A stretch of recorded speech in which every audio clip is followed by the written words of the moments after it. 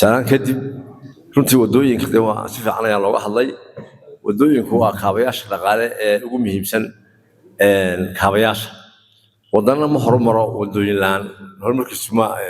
dhamaystira wax waliba waxay ku xiran yihiin laakiin capacity-ga iyo awoodda ku leeyahay wadooyin qura ma aha wax waliba waxyaalo badan oo infrastructure-iski waxay u baahan yihiin kamilyan waaweyn iyo investment aqoonsi ما هو حمارتي ودويك سهلا ومارتي سهلا لو سمين كرو wadada biriga dhawil sameeyay corridor-ka wadadaasi runtii de waxa loo helay investment iyada oo si fiican baa loo sameeyay inkastoo de kulli aan laga waayino roobkii waxaas ay gooyeen haddana inaga lafteenu de reer baan kulana waxa weeye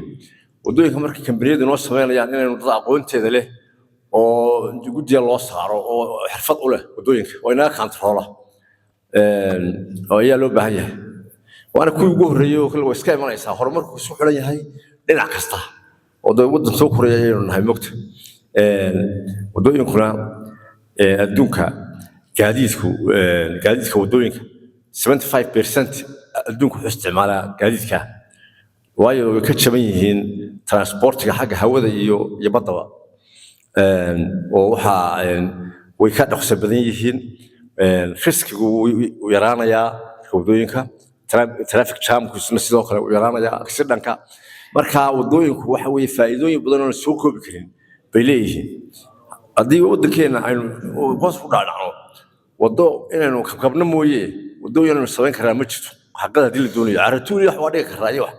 laakiin cid naga caawisay iyo kambaniyo ama hay'ado haddaynaan helin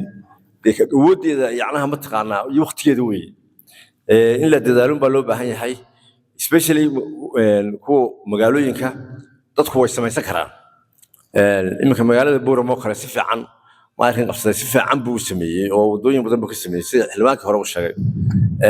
walba inay isku tashato gobolka maartay municipality-ga maayarka ayaa awoodda maartay leh dadkuna contribution way ka qaadan karaan marka wadooyin loo sameynayo waxa loo baahan yahay inay contribution sameeyaan wax ku daraan si wadada loogu sameeyo oo de haddii contribution sameeyo way caawinaysaa marka loo dhiibo isna uu ku darayaa wadooyin yaryar oo sahlan oo xaafadda ama 1 kilomitir aan gaarinba marka aad bay u fududahay in magaalooyinka la sameeyo oo wadooyin fiican laga sameeyo tan kale